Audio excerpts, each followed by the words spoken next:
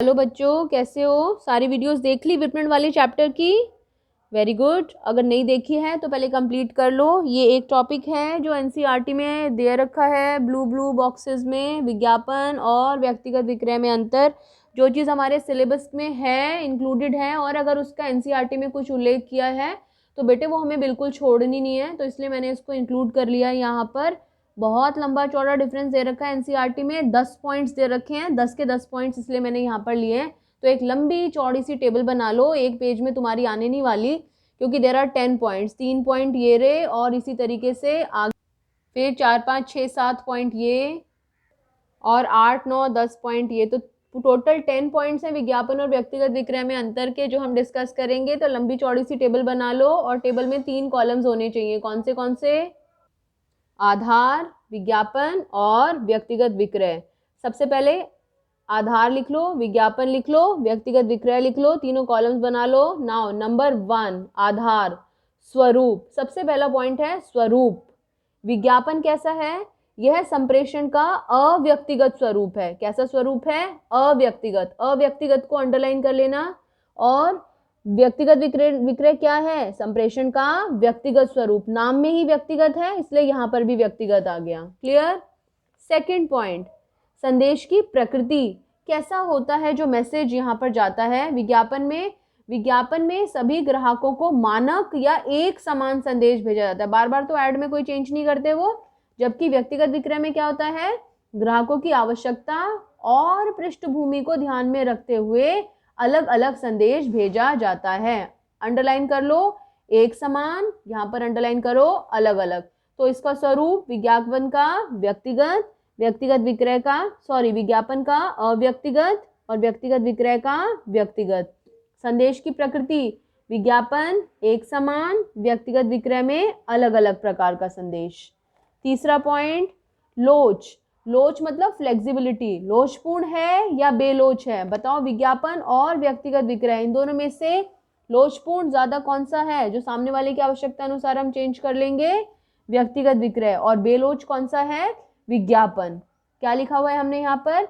विज्ञापन बेलोच होता है। क्यों होता है बेलोच? क्योंकि इसमें जल्दी जल्दी फेरबदल नहीं किया जा सकता, हम जल्दी जल्दी चेंज नहीं कर सकते।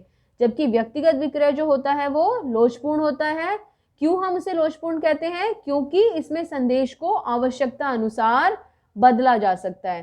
3 पॉइंट्स डिस्कस करें, स्वरूप विज्ञापन और व्यक्तिगत, व्यक्तिगत विक्रय व्यक्तिगत। संदेश की प्रकृति एक समान अलग अलग, लोच बेलोच और ये लोचपूर्ण। नोट कर लो पहले इसे, फिर 4th पॉइंट की तरफ चलते हैं। वीडियो को पॉज कर लो पहले। ओके, 4th पॉइंट, लोगों तक पहुंच। मतलब कैसे, एक ही बार में कितने लोगों तक पहुंचते हैं? विज्ञापन में क्या है? विज्ञापन में एक ही बार में बड़ी संख्या में लोगों तक पहुंचा जा सकता है। जबकि व्यक्तिगत विक्रय में क्या होता है? एक बार में सीमित लोगों तक ही पहुंचा जा सकता है। तो बड़ी संख्या में लोगों तक पहुंचा जा सकता है, यहाँ पर सीमित संख्या में लोगों तक पहुंचा जा सकता है। अंडरलाइन कर लो इस मेन बात को। 5वां पॉइंट, प्रति व्यक्ति लागत। विज्ञापन में प्रति व्यक्ति लागत बहुत कम आती है। कैसे कम आ गई? जैसे आपने इको में भी करा है, एवरेज कॉस्ट निकालना सीखा है, cost divided by number of persons. अगर 1 करोड़ रुपए किसी विज्ञापन पर खर्च हो रहे हैं और टोटल 1 करोड़ रुपए लोग ही उसको एक बार में देख रहे हैं, तो प्रति व्यक्ति लागत आ गई 1 रुपया। लेकिन अगर हम व्यक्तिगत विक्रय की बात करें तो व्यक्तिगत विक्रय में जो प्रति व्यक्ति लागत है वो बहुत अधिक आती है। फॉर एग्जाम्पल, हमने किसी सेल्समैन को अपॉइंट किया है 1000 रुपए पर, और अगर वो केवल 2 ही लोगों तक पहुंच पाया है तो प्रति व्यक्ति लागत कितनी हो गई? 500 रुपीज पर पर्सन। तो विज्ञापन में प्रति व्यक्ति लागत बहुत कम आती है और व्यक्तिगत विक्रय में प्रति व्यक्ति लागत बहुत ज्यादा आती है।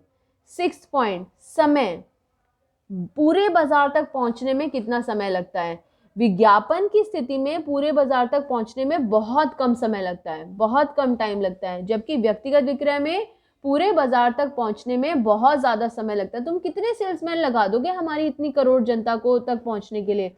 विज्ञापन में क्या है? टीवी में ऐड आया, एक ही बार में कितने करोड़ लोग उस ऐड को देख सकते हैं। इसे नोट कर लीजिए। 7th पॉइंट, साधन। किन किन तरीकों का हम इस्तेमाल करते हैं?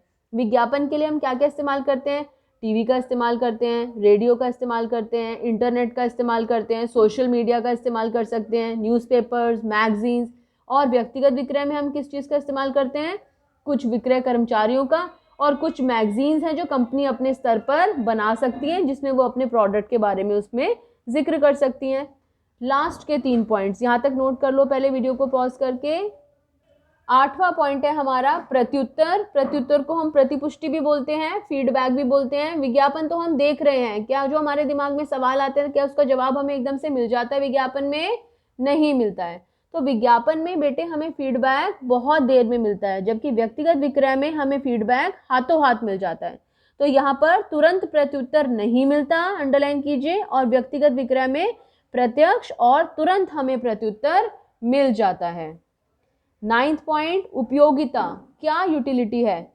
विज्ञापन ग्राहकों की रुचि पैदा करने में बहुत उपयोगी है। कब हम विज्ञापन का इस्तेमाल करें? अगर हमें ग्राहकों में किसी उत्पाद के प्रति रुचि डेवलप करनी है। और व्यक्तिगत विक्रय का इस्तेमाल, हाँ जी ले लीजिए, आपको बहुत सूट करेगा, बहुत अच्छा लगेगा, ये आपके ऊपर कलर, बहुत हाई क्लास चॉइस है आपकी। तो व्यक्तिगत विक्रय जो होती है वो विक्रय निर्णय लेने में, सेल्स डिसीजन लेने में व्यक्ति की, ग्राहक की मदद करता है। Last point of the day, लक्षित समूह। कौन है टारगेट ग्रुप? अगर व्यक्तिगत विक्रय की लागत इतनी ज़्यादा आती है, इतना इफेक्टिव नहीं है, सारे लोगों तक नहीं पहुंच सकता, फिर भी हम व्यक्तिगत विक्रय का इस्तेमाल क्यों करते हैं? कोई तो कारण होगा।